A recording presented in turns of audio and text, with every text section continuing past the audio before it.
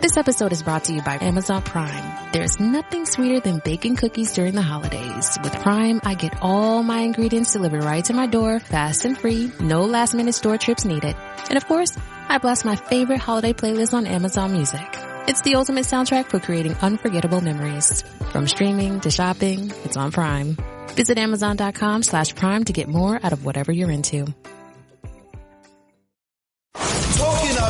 This is the Rip and Read featuring Curtis Sliwa. Now to the Bernard McGurk studios of 77 WABC and Curtis Sliwa.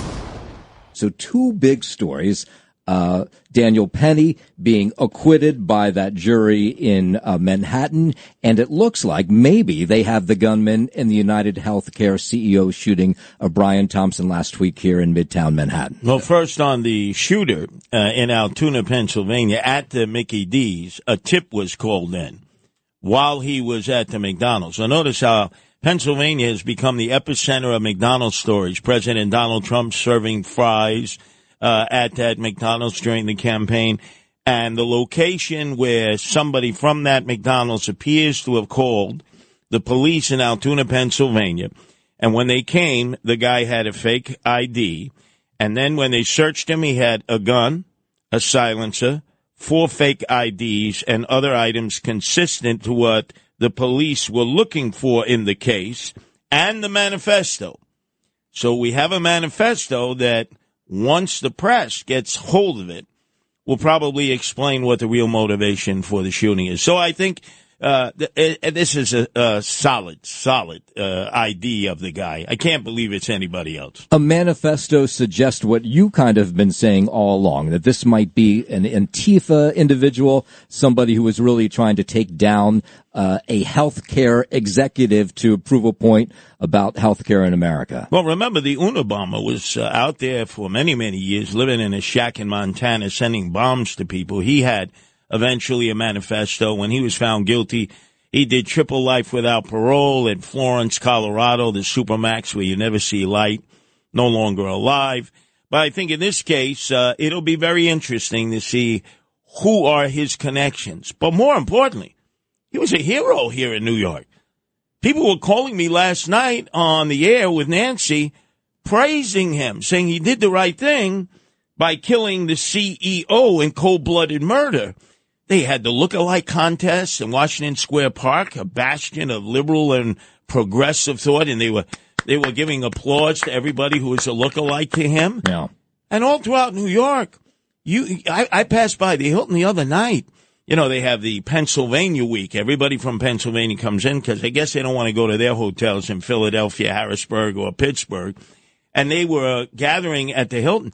They didn't have a picture of the guy there. They didn't have candles. They didn't have flowers. Nobody seemed to feel sympathy or empathy for the CEO. So this guy became almost like a modern-day Robin Hood, you know, which he was doing the deed for what a lot of people felt this guy deserved. I was shocked at the response of people from both sides of the spectrum. People who identified as Democrats, people who identified as Republican. And the guy had groupies. Women were already saying that he was a good-looking guy. I saw a lot of that, yeah. God. Yeah. So when he ends up in jail, he's going to have a lot of conjugal visits for the rest of his life. Yeah, well, I mean, I just like to also note that it wasn't like there weren't plenty of people who were absolutely outraged and disgusted that the guy was shot dead in Midtown like that. You seem to be keying in on people who were sort of more left of center or like complaining about insurance premiums and all this kind of stuff. Callers to WABC are not left of center. There are callers to WABC who are certainly left of center. But that being said, hold on, before we go any further. How many years have I been doing this at WABC? 35 years. Right. You're a new jack to WABC. Yeah, well, all I want to say is that this whole, like, culture of, like, you know, fetishized violence and, you know, celebrating the guy getting killed because he was the CEO of a large healthcare company, I think there's plenty of people who are absolutely disgusted by that. But it's absolutely fascinating to consider those two cases breaking within moments of each other. Really minutes, where they're basically very similar in terms of, like, the people getting super charged up. Oh, this person, it resulted in somebody's death, really did the right thing, no, did the wrong thing, all kinds of political, you know, machinations about it with the Daniel Penny case. And then, of course, obviously the same thing with the Brian Thompson murder, because so many people have said that this was a protest against high premiums, lack of care, whatever it may be. But now, who gets the case of the shooter of the CEO? Great question. Who does get that Alvin case? Bragg. He does. Because it took place right here in Midtown Manhattan. Yeah. I mean, well, but it could be federal. They could bring federal charges, too, obviously. I don't think they'll supersede the Manhattan DA on this. The crime was committed in Manhattan. Obviously, he made his getaway from Manhattan. You would have to link him to some kind of a terrorist organization, or if my hunch that he's a member of Antifa or an anarchist group somewhere is true. But I don't know how you take that from him, because the killing occurred right there in Manhattan outside of the Hilton. So interesting that Alvin Bragg may have another case immediately after losing this case. And I'm surprised that they didn't realize that a jury that was deadlocked on the manslaughter charge, and we'll find out soon what the numbers were on that, which is the more serious charge, might not have been so pissed off at being brought back, because obviously they were in disagreement, that they just said, nah, let him go. It is a great question, because that manslaughter charge was thrown out on Friday by the judge when the jury said that they were deadlocked on that charge. And so this morning when they returned it was criminally negligent homicide, right? So Thomas, an easier charge to find him guilty. Exactly. And even when Thomas Kniff, Penny's lawyer, was on with Sid Rosenberg on Sid and Friends this morning, he said he was worried, really worried, that the jury would come back and say, take that as a note from the judge to say, okay, you can't find him guilty on manslaughter. Okay, here you go. Negligent homicide. Find him, guilty on that. And clearly they came back. They didn't meet that long. They only started meeting at 9:35 this morning. Well, remember, the rule of thumb of Curtis Sliwa has been involved in many criminal cases at the federal level, state level, and city level. Juries generally do this after lunch. They want that free lunch first. They get to order a la carte. But they didn't get that. They did it before lunch ever This came. is clearly a message to Alvin Bragg and the judge. We told you we were deadlocked on the manslaughter charge. We're not going to find him guilty on criminally negligent homicide, which normally I think they were banking, Bragg's people were banking on the fact we can get him on the lesser charge. Yeah, but I don't understand how they go from deadlocked on the more serious charge to being able to make a decision 2 days later on the lesser one. Look, certainly not a legal expert, but I kind of think that maybe some of these juries, they don't necessarily understand the law as much as people think they do. So, like, manslaughter sounds less serious to me than criminally negligent homicide, because you get the word homicide in there. Right. Whereas manslaughter, the layperson knows that's kind of like, oh, you didn't mean for it to happen, but it happened, all this kind of thing. So if they didn't come to a decision on manslaughter, they may have had less time coming to a consensus on this concept of, well, was it in fact homicide? And then they have to come to that. Well, I think the biggest problem in the case was the way the ADA of Bragg, who handled this case, did her opening remarks to the jury. She suggested that Daniel Penny, for the first 60 seconds, was correct in doing the intervention. Where he failed was 5 minutes, for a full 5 minutes, keeping him in a chokehold, knowing he had two men side by side that would have been able to restrain the individual without choking him. That was her whole contention. But then you say he was reckless. Well, wait a second. How is he reckless? Reckless means he came in purposefully to try to hurt this guy. When she's now telling the jury, at least for the first 60 seconds, he was okay. He was actually doing what we would want a citizen to do, restrain an individual. But therein, in the next 5 minutes, that's when he was guilty of, at that point, second-degree manslaughter, or, if you choose, it's almost like you get a choice, criminally negligent homicide. Yeah. I think that's what pretty much confused the jury. And the judge didn't try to correct that at all. Right. Well, you had the medical examiner testify, and then you had Penny's, a second medical examiner come in and say it was a result of all the drugs in his system, of a life of living on the streets as a homeless guy. He had a schizophrenia, disease. sickle cell anemia. I mean, that was the thing that to me made for such a definitive, I don't know how you come to beyond reasonable doubt that you have to acquit this guy, because if the one medical professional that did an autopsy says, oh, it was a result of the drugs and the health problems, and the other one says, no, actually it was a result of the chokehold, how is any average person in a jury supposed to say, yeah, definitively, it was the chokehold? Well, no, definitively, also it was the drugs. The coroner came in and was defiant. Said, I don't need a toxicology report. She said she didn't care how many drugs there were. Now, hold on a second. First of all, let's say that's true. Right. You don't tell a jury that it doesn't matter whether somebody is stoned on K2, which in many instances causes stroke, heart attack, a person becomes schizophrenic, a person will have superhuman strength like they used to do when they smoked Sherms, which was, a drug. Embalming fluid. Right, that caused enormous problems, where people would have superhuman strength. That's what K2 does. So I think members of the jury were like, what? You're ruling out the toxicology report? Let it at least know. We need to know. We need to be able to I didn't need the toxicology report. You say, well, wait a second. Boy, I thought you did a thorough forensic investigation of the body and what may have been in the body. Because remember, he was alive when the police arrived. He hadn't passed out. He was alive. He had a pulse. Obviously, he died either on the way to the hospital or in the hospital itself.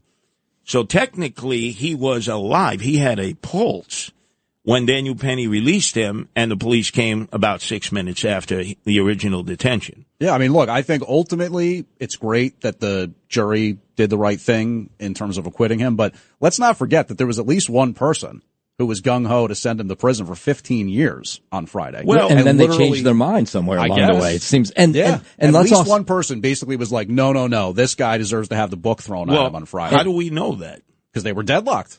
But that doesn't mean it could have been deadlocked at 6-6, 8-4. Remember, so then at least one of them wanted to put him in prison. That would mean a lot of people changed their mind if it was 6-6 in the 45 minutes they met this morning. I mean, they weren't even together that long for this jury. I think, look, they were home for the weekend. Right.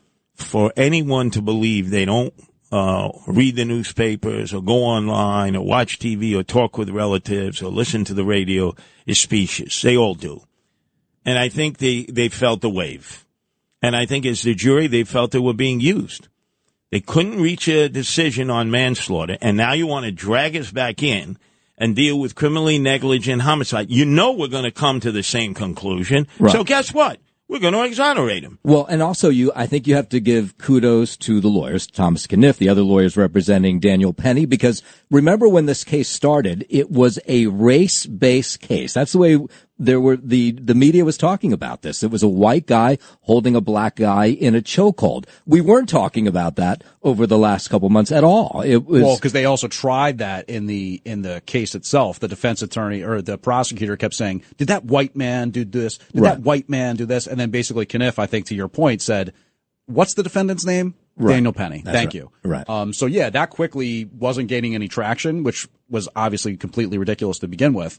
And then they kind of abandoned it halfway through. Well, let's go back to the timeline. Mm-hmm. He holds down Jordan Neely. Jordan Neely still has a pulse when the police put him into the EMT ambulance and he goes to the hospital. He willingly sits down with police at the 1st Precinct, which is near the Holland Tunnel. He gives an interview, tells them exactly what transpired. 2 weeks later, after demonstrations in the street, remember they went into the tracks, no justice, no peace, Black Lives Matter, white racism, KKK, all the. So Bragg responds 2 weeks later and then decides to try to find a hook and then indicts him, which you say to yourself, wait, he was cooperative, he gave you your answers, he didn't lawyer up, which he could have easily have said at first, gentlemen, I'd much rather you speak to my lawyer first. I need to talk to my lawyer. He didn't ask that. He gave an interview. He was cool, calm, and collected. He explained why he did what he did. He did one interview thereafter, remember, when he was cool, calm, and collected. You're not dealing with a Bernard Goetz kind of guy, remember, when you looked at his interview with the cops after they brought him back from Vermont when he turned himself in for being on the lam. Man, you saw the rage in Bernard Goetz. That's what turned the public against him into a racial situation. Before that, he was a hero. So I've been through this before. Some people said this was similar to Bernard Goetz. No.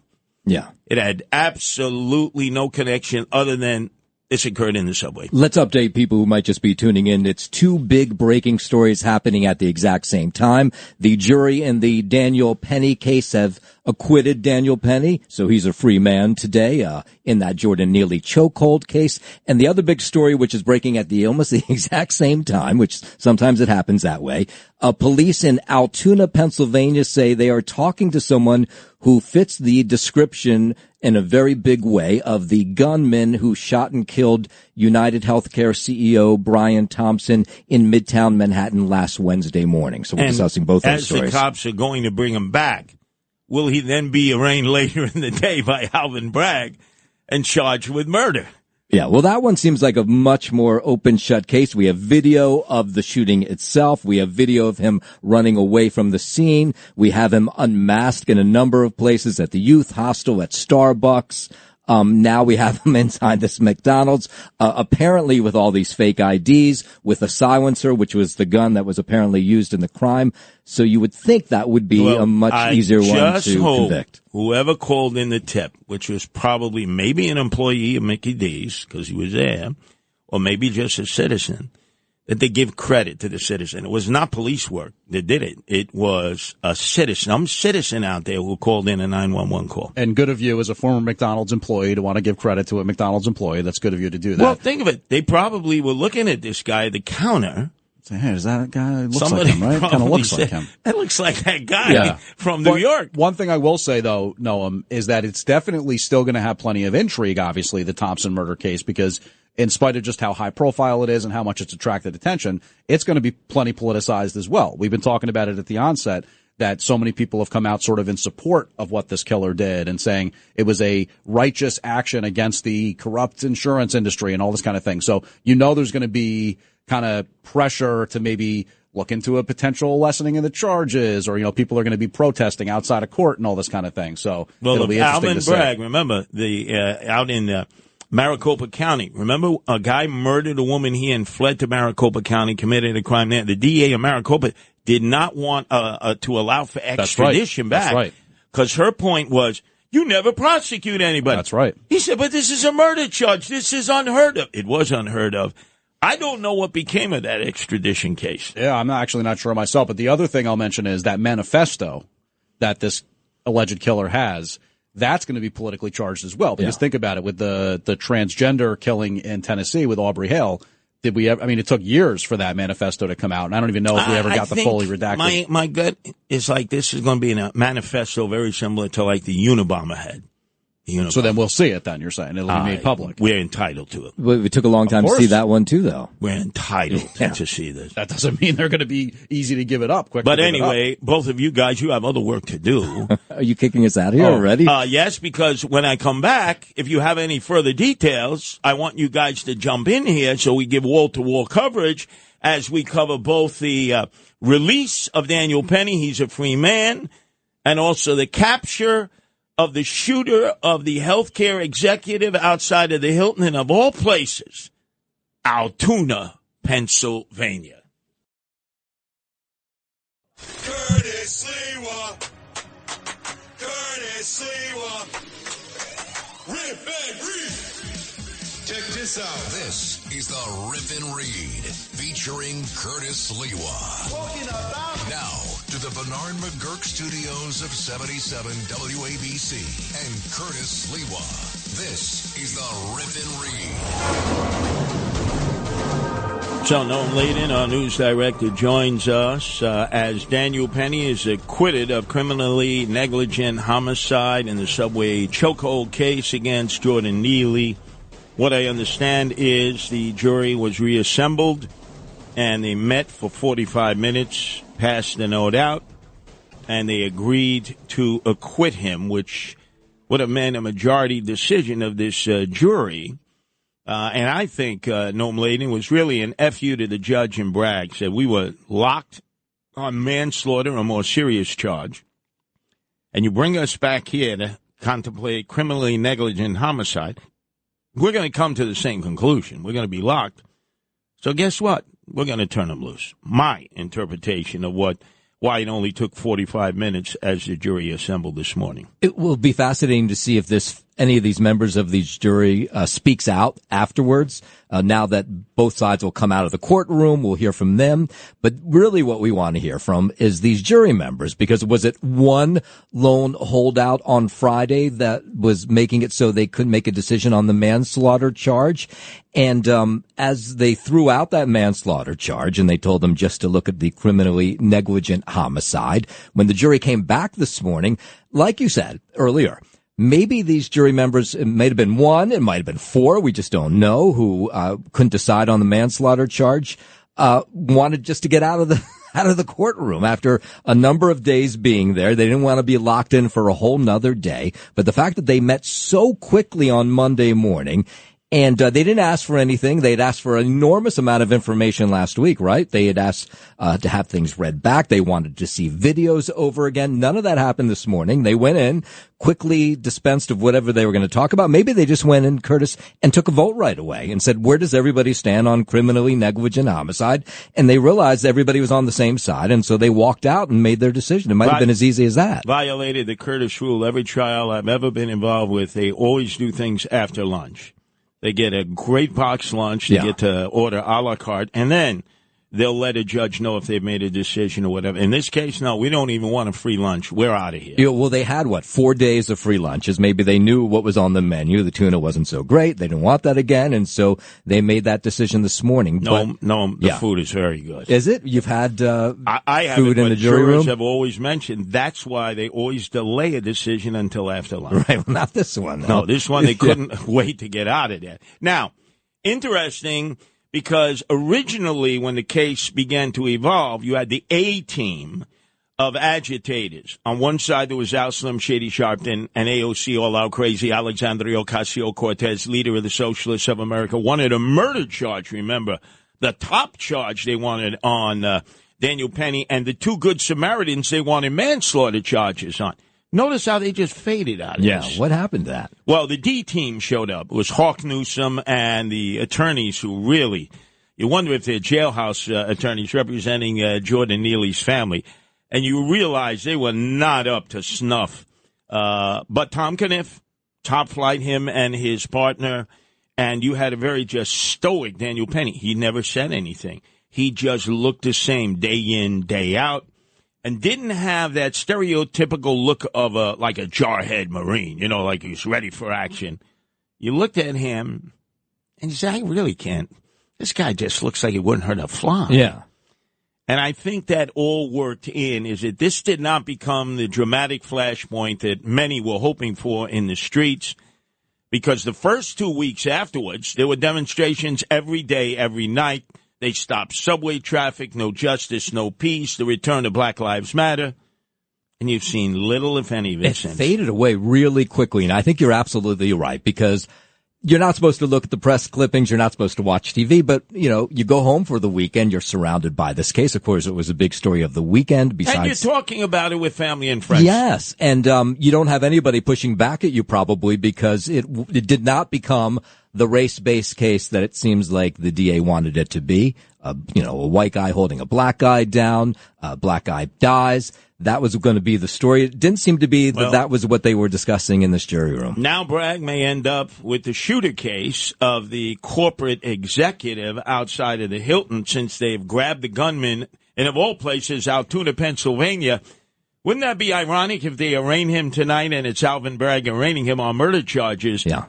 But this is the kind of white guy, if in fact he has a very progressive or even anarchist point of view, that Bragg might be sympathetic towards. The only white guy he's ever been sympathetic towards. Right. This is like, for him, a rebound. And that's why up next, we're going to go into the arrest in Altoona, Pennsylvania. And I'm just hoping, Noam, that it was a tip that led to his arrest. I believe it's probably an employee in that McDonald's that he was in, or another customer. Have you ever had that moment? You see these faces in front of you, and we had a pretty good look at him, right? It seemed like a good-looking guy. He had pulled his mask down, this alleged shooter, for in a youth hostel on the Upper West Side, where he was flirting with the clerk behind the counter, and she said, I need to see what you look like. I want to see your smile. He pulls it down, and that's why we had that great shot of him. But it's hard for me to imagine that somebody in Altoona, Pennsylvania, is studying that picture and then goes to work in a McDonald's and recognizes him. But you're suggesting maybe that's what happened here. Look, there are all these self-appointed private investigators out there, citizens. That's really who law enforcement depends on. And it looks like in this case, it was the citizens who came through with the tip. And not the FBI, not the NYPD, not even the Altoona Police Department. They just responded to the call. Let's hope, after all the press conferences and all the cops applaud one another, that they do the right thing and acknowledge who it was that made that 911 call. Okay, so let me ask you these questions because we were trying to decide when the shooting took place. Was this a pro? Was he paid to do this? Who was this individual? If this all ends up being true with what has taken place in Altoona, Pennsylvania, where they've apparently caught up with this UnitedHealthcare CEO killer, on him is what we're being told is 4 fake IDs, which is consistent with what we were told about him leading up to him being found, a silencer, the gun, and a manifesto. Why wouldn't he get rid of all those other things outside of the manifesto? Does this show that he's just not a pro or that he wanted to be caught? What's going on? He was never a pro to begin with. All these so-called experts, remember, they were fighting each other, oh, no, he's a professional hitman. They know nothing about nothing. But up next, that's why I'm going to segue you out of here. Oh, thank God. I'm going to do the deep dive because our callers supported the gunman at WABC on Sunday night when Nancy and I were here. They were supporting the gunman. And ours is not a socialist, progressive, liberal group of listeners. No, it's not. They're not anarchists. They're, for the most part, Trumpers. But even Trumpers are upset with the healthcare insurance industry, and the rage out there has led to embracing this guy, who they don't even know, as being a hero and not a heel. This is the Rip and Read, featuring Curtis Sliwa. Now, to the Bernard McGurk studios of 77 WABC and Curtis Sliwa. Wow, Nectar Sabatucci. We were off the air for a few minutes, but thankfully our crack program director, Kevin Josh, and Lou Ruffino and Justin Ellick got everything back. And what's our update here on the person who's been taken into custody for the shooting of the UnitedHealthcare CEO in, of all places, Altoona, Pennsylvania? Yeah, that's right, Curtis. We know that a guy that was matching the description that's been put out by the NYPD, photos released from surveillance cameras, was apparently spotted by somebody there at the McDonald's. Might have been an employee, might have been somebody dining, might have been somebody just passing through. And they alerted the authorities. The cops went to this McDonald's, stopped the guy, picked him up. Apparently he had several fake IDs. Also, there's a assassin's pistol involved. That's an assassin-style pistol from World War II, and I guess this person of interest had this type of pistol on them. Also, we have heard of a manifesto, potentially a manifesto, as connected to these ongoing thoughts that the killer of Brian Thompson may have been opposed to the healthcare industry, or we should say the insurance industry in some way. Well, the NYPD has dispatched a unit to fetch him in Altoona, Pennsylvania, and bring him back to face an arraignment. The irony would be is in the Daniel Penny case, as the jury basically negated it and said, hey, we're not going to sit here and begin to deliberate over criminally negligent homicide. We find him innocent, jury discharged. But this could well end up in front of Alvin Bragg tonight. It could be a late night arraignment on a series of murder charges that the Manhattan DA would weigh unless the U.S. Southern District supersedes him because he was caught across state lines. He obviously came in from across state lines. That's a possibility. But the likelihood is it'll be Alvin Bragg's case. And I think everyone is going to want to know what's in that manifesto because he has become almost like a Robin Hood-style person to so many people. Whereas I thought initially, cold-blooded assassin, they're going to put up tributes to the CEO of United Health Company. I passed by the Hilton. I expected to see maybe the guy's picture, a few flowers, a few candles. You know how that generally happens when somebody is murdered. There was nothing. And as you saw over the weekend at Union Square Park, They had a look-alike contest. People were cheering him. I had calls last night. I and Nancy, older people, clearly conservative, who were upset with the entire healthcare insurance industry for canceling on their procedures that had been agreed to at the last second.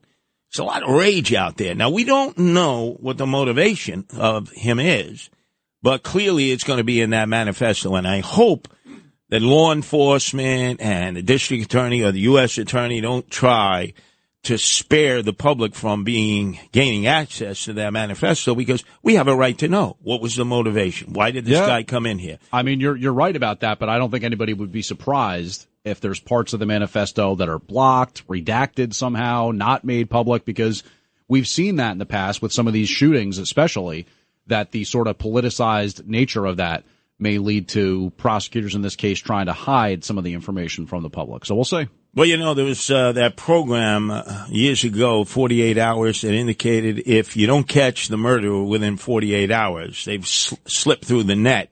So clearly he had slipped through the net of the NYPD, only to be caught by the Altoona Police Department, not because of good police work, but because of somebody who was vigilant, who looked at him probably, maybe over the counter, maybe in the lobby as they were waiting for their Big Mac and fries, and said, boy, this guy looks a lot like that guy on the lam from New York.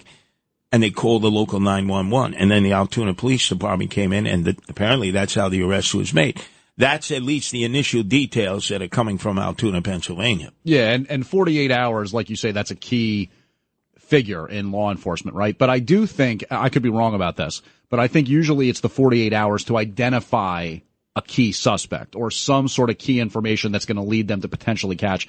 And you alluded to the fact that Mayor Adams over the weekend was like, well, we know who this guy is. We're not going to identify him. We don't want to give him a tip.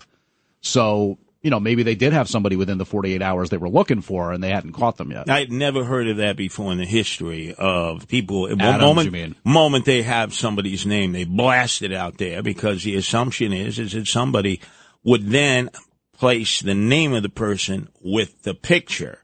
And that's when all of a sudden your phone blows up with a lot of info. But it's good they caught him. They're transporting him back to New York. I anticipate an arraignment late tonight in Manhattan State Supreme Court if it becomes a Bragg case, or maybe in federal court if they supersede Bragg on the indictment, or maybe even tomorrow morning. We're going to learn a lot of information. But I think what you and Noam have to really put in for is we want to know what was in that manifesto, because the manifesto will tell us the motivation. If this guy lawyers up, he's going to be told, don't say anything at this point. Well, some of it may become public with the charging documents, too. You know what I mean? Like if they actually go so far as to say, look, clear evidence indicating that this person intended to murder their target as a result of their objections to the healthcare insurance industry and all that kind of thing, it might well be indicated in the charging documents. But, yeah, I would think that there'll be a clear effort made to publicize elements of that manifesto, at least over the next by the weeks, press months. And the prosecutors, internet sleuths, people on social media, stuff like that. Right, by the cops, they'll try to suppress it. But the other big case is Jay-Z's implication in Sean Puff Daddy Combs' freak-offs. A 13-year-old girl years ago, now obviously an adult, filing civil litigation claiming that she was viciously raped by Sean Carter, a.k.a. Jay-Z, while Sean Daddy Combs watched. And apparently a female of great note, I don't know if that's Beyonce or another female.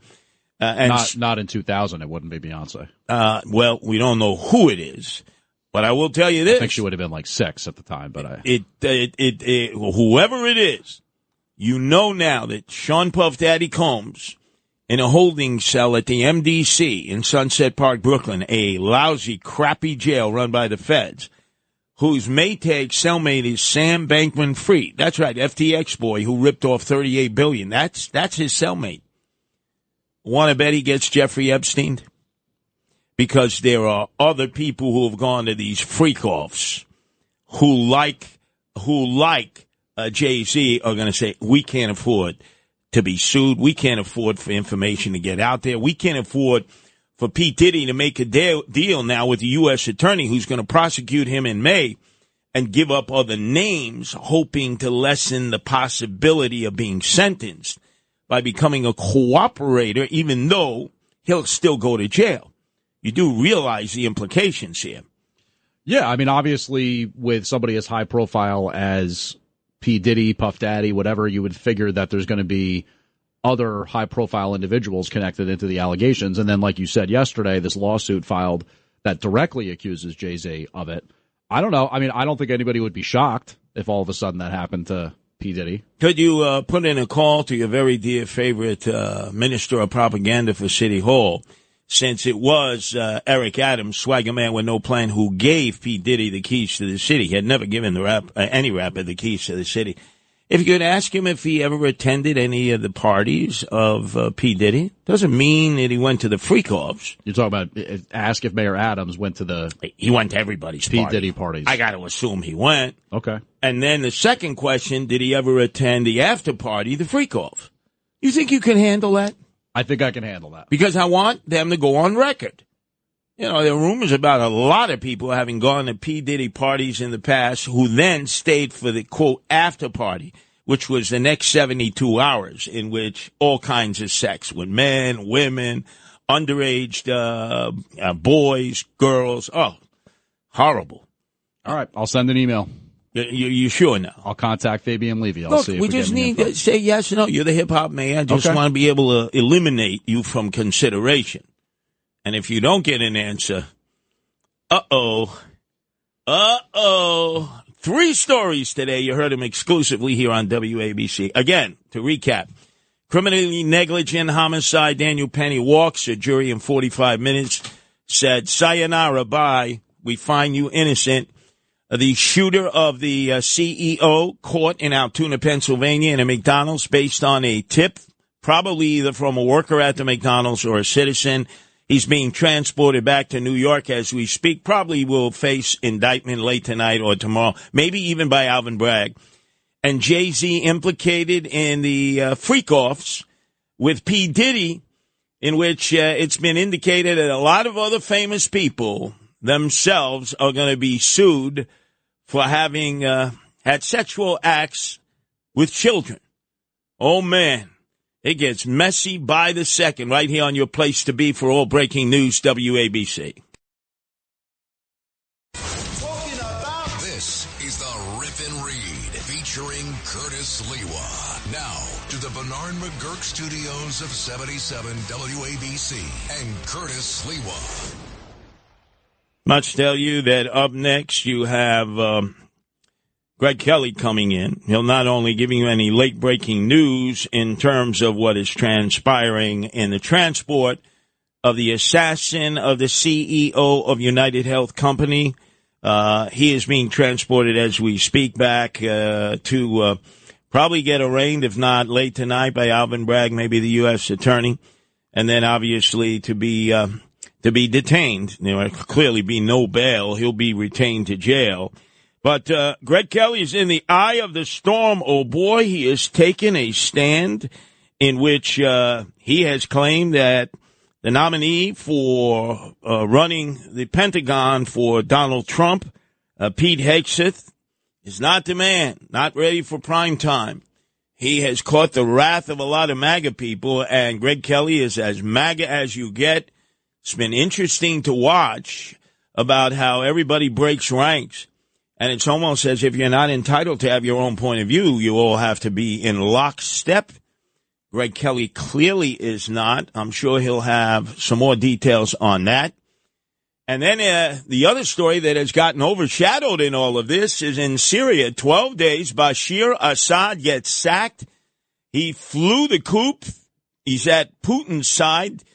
This is like what Afghanistan was in the Biden administration for both the Ayatollah in Iran, who abandoned Syria, and Putin, who abandoned Bashir Assad, and Al-Qaeda, and a branch of Al-Qaeda, although they're being described by media as good Al-Qaeda as opposed to bad Al-Qaeda. I don't know how you could be good Al-Qaeda.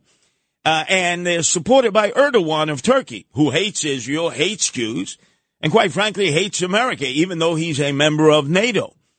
And when you consider that the CIA spent $1 billion to take out Bashir Assad, starting with Barack Obama, his 4 years in, and 1 year of Donald Trump, they failed miserably. And here it is, Al-Qaeda raising its evil head and possibly leading a new government in Damascus in Syria. As the Israelis move in, other countries in the Middle East are trying to tighten the noose around Syria because they don't trust this new government. And it's all mishigash all the time in the Mideast and the Persian Gulf. Oh, so much to talk about. You don't want to go anywhere. Keep right here on WABC.